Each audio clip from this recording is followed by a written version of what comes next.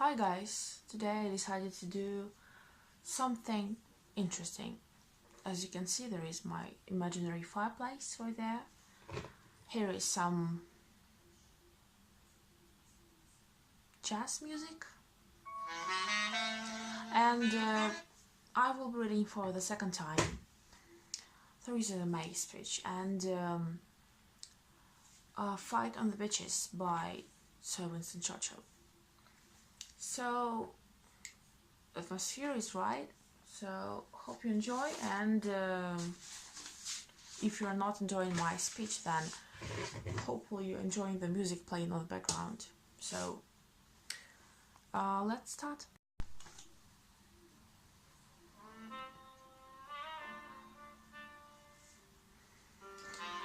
I have just been to Buckingham Palace, where Her Majesty the Queen has asked me to form a new government, and I accepted.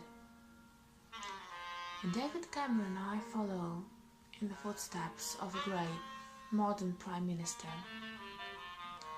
Under David's leadership, the government stabilized the economy, reduced the budget deficit, and helped more people into work than ever before. But David's true legacy is more about the economy. It is about social justice.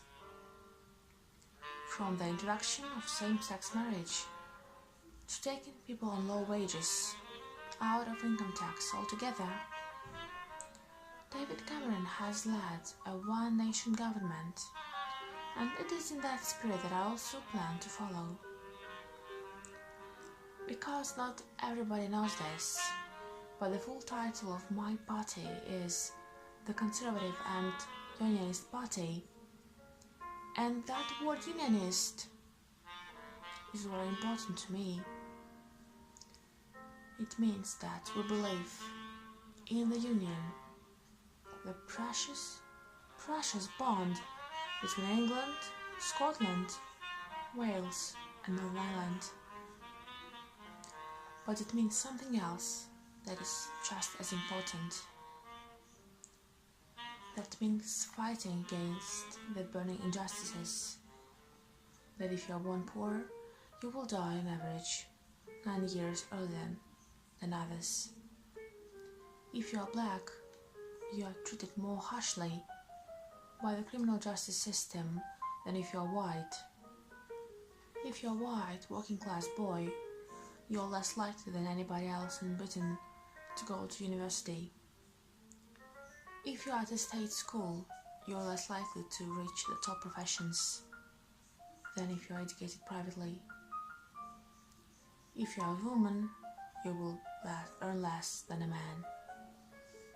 If you suffer from mental health problems, there is not enough hand to help. If you are young, you will find it harder than ever before to own your own home.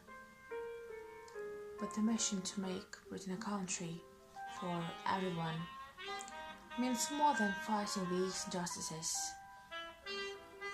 If you are from an ordinary working class family, life is much harder than many people in Westminster realize.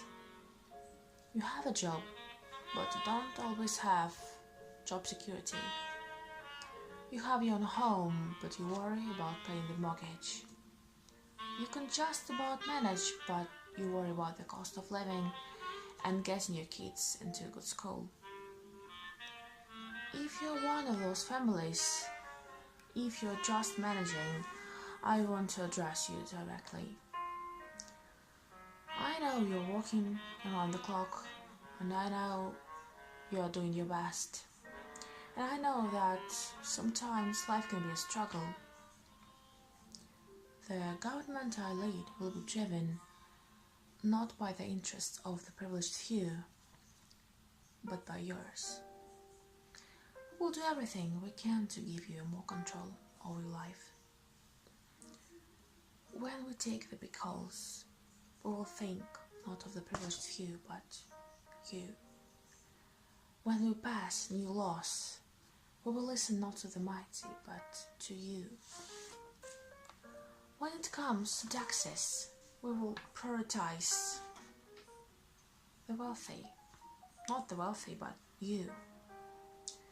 When it comes to opportunity, we won't entrench the advantages of the fortunate few.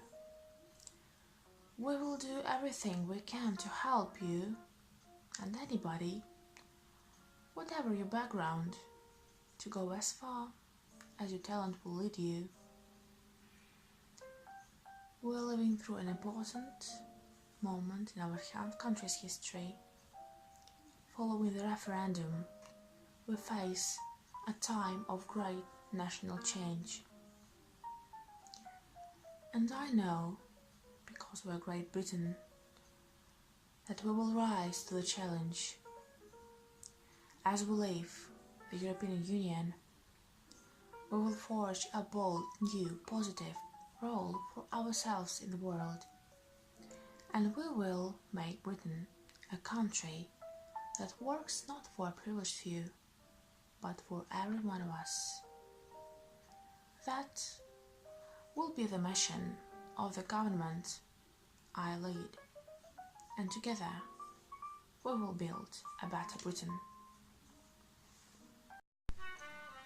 I have myself full confidence that if all do their duty, if nothing is neglected, and if the best arrangements are made as they have been made, we shall prove ourselves once again able to defend our island home, to ride out the storm of war, and to outlive the menace of tyranny, if necessary for years, if necessary alone. At any rate, that is what we're going to try to do.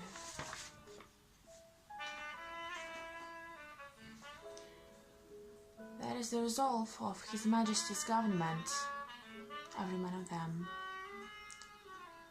That is the will of Parliament and the nation, the British Empire and the French Republic, linked together in their cause and in their need. We will defend to the death their native soil, aiding each other like good comrades to the utmost of their strength. We shall go on to the end. We shall fight in France. We shall fight on the seas and oceans. We shall fight with growing strength and growing confidence in the air. We shall defend our island, whatever the cost may be.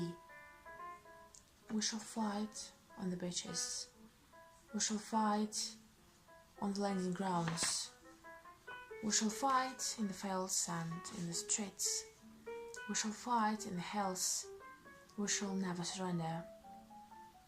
And even if, which I do not for a moment believe, this island, or a large part of it, were subjugated or starving it, then our empire beyond the seas, armed and guarded by the British fleet, would carry on their struggle until in God's good time the new world, with all its power and might, steps forth to the rescue and the liberation of the old.